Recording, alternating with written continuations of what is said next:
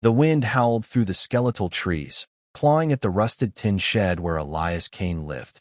It wasn't much, a 10 by 12 box of corrugated metal, patched with duct tape and prayers, perched on the edge of a forgotten field in rural Ohio. Inside, Elias huddled under a threadbare blanket, his breath fogging in the January chill.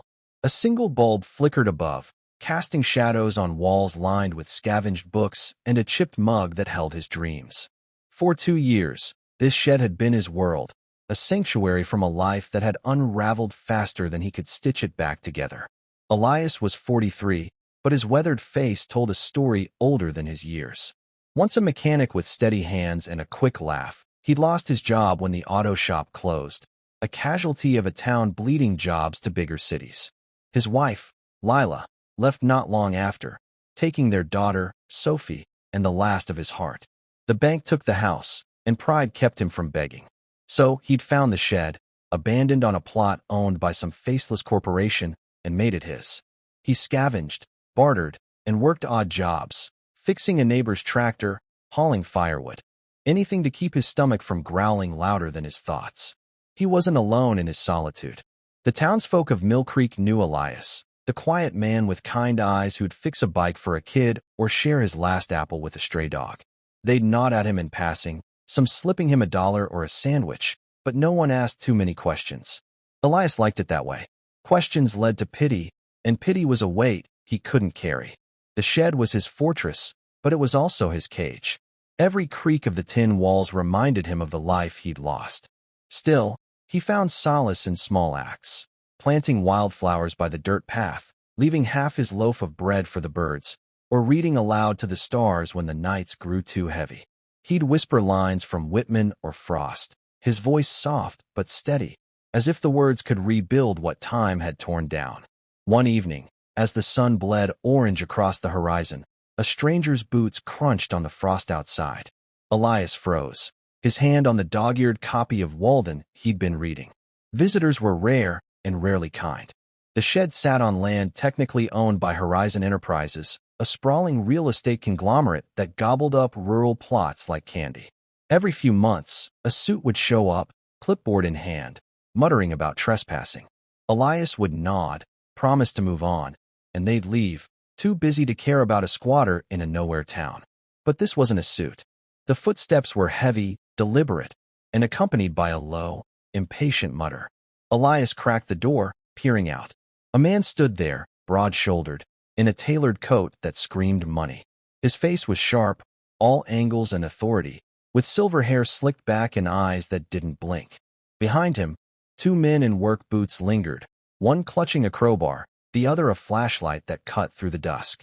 "You," the silver-haired man barked, pointing at Elias. "You're the one living here?" Elias stepped out, his hands raised slightly, palms open. "Yes, sir. Just me. I don't mean trouble." The man's eyes narrowed, scanning the shed like it was an affront to his existence. "This is my land.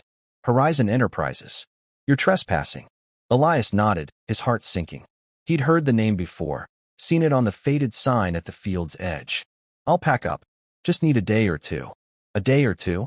The man's laugh was sharp, like glass breaking. "You've been here 2 years, squatting like a rat. You think I'm running a charity?" The men behind him shifted, the crowbar glinting in the flashlight's beam. Elias's stomach twisted, but he kept his voice steady. "I've got nowhere else, sir. I'll go quiet. No need for this." The silver-haired man, Preston Caldwell, as Elias would later learn, wasn't just any suit. He was the CEO of Horizon, a millionaire 100 times over, whose name graced skyscrapers and headlines. He'd bought the land for a strip mall, one of 1,000 projects he juggled without a second thought. To him, Elias was a nuisance, a glitch in his empire of asphalt and profit. Caldwell stepped closer, his polished shoes sinking into the mud. "You've got until morning. Then my men come back, and this shed," he gestured at the rickety structure, "is kindling." Elias swallowed, his throat dry. "Understood." Caldwell turned to leave, but something made him pause. Maybe it was the wildflowers, their fragile petals defiant in the frost. Maybe it was the way Elias stood, not begging, not cowering, just accepting. Whatever it was, Caldwell's eyes lingered on the shed, then on Elias, before he stalked off, his men trailing behind. Morning came, gray and merciless. Elias packed what little he owned, a change of clothes, his books, a photo of Sophie from her 5th birthday, her smile all dimples and hope. He didn't know where he'd go. The nearest shelter was 30 miles away, and Mill Creek's winter didn't forgive the homeless. He slung his bag over his shoulder, gave the shed one last look, and stepped into the cold. He didn't get far. Halfway down the path, tires crunched behind him. A black SUV, sleek as a shark, pulled up, and Caldwell stepped out. Elias braced himself, expecting a final threat. But Caldwell's face was different, less sharp, almost unsettled. "You're him, aren't you?" Caldwell said, his voice low. "The one they talk about." Elias frowned. "Who's talking?" "The town." Caldwell waved a hand toward Mill Creek's distant lights. "The mechanic who fixes things for free. The guy who gave his coat to a kid last winter. They think you're some kind of saint." Elias shifted uncomfortably. "I'm no saint. Just getting by." Caldwell studied him, his eyes searching for something Elias couldn't name. "Why stay here? In a shed like this? You could have left, started over somewhere." Elias hesitated, the truth heavy on his tongue. "This place, it's all I've got left. Keeps me close to where my daughter used to laugh. Keeps me human." Caldwell's jaw tightened, and for a moment, he looked away, toward the horizon where the sun struggled to rise. When he spoke again, his voice was quieter. "I had a son once. Lost him to choices I didn't understand. I thought money could fix it. It didn't." Elias didn't know what to say. The millionaire's confession hung between them, fragile as the frost on the wildflowers. "Come with me," Caldwell said suddenly. "Not to kick you out. To talk." Elias blinked, unsure if it was a trick. But something in Caldwell's eyes, grief, maybe, or guilt, made him nod. They drove to a diner in town, the kind with cracked vinyl booths and coffee that tasted like regret. Over greasy eggs and burnt toast, Caldwell talked. Not about land or deals, but about his son, Ethan, who died of an overdose at 23.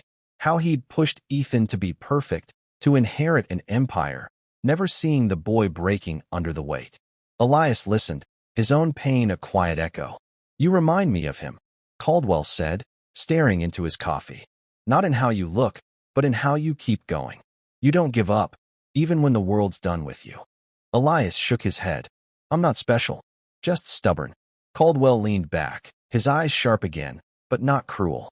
"Stubborn's worth more than you think." Days passed, and Elias didn't leave the shed. Not because he defied Caldwell, but because Caldwell didn't send his men. Instead, a truck arrived one morning, loaded with lumber, insulation, and a heater. A note was taped to the top, *stay. Build something better. P.C. *. Elias stared at the supplies, his chest tight. He didn't know what had changed Caldwell's heart, but he felt the weight of it, a kindness he hadn't asked for, didn't know how to repay. He got to work, not just on the shed, but on himself. He rebuilt the walls, stronger, warmer, and started helping others in Mill Creek more openly. Teaching kids to fix engines, planting a community garden, sharing his books with anyone who'd listen. Word spread. The town rallied around Elias, not as a saint, but as one of their own. They brought tools, food, stories. The shed became a hub, a place where broken things, machines, hearts, hopes, found repair. And Caldwell, the man who'd once threatened to tear it down, became an unlikely ally. He funded a small workshop for Elias, nothing flashy, just enough to give the town's kids a place to learn a trade. But the story didn't end there. One spring day, as Elias taught a teenager how to change a spark plug, a car pulled up. A woman stepped out, her hair streaked with gray, her eyes familiar. Lila. Beside her was Sophie, now 12, her dimples still there, but her gaze wary. "Elias," Lila said, her voice trembling. "I heard about what you're doing. Sophie, she wanted to see you."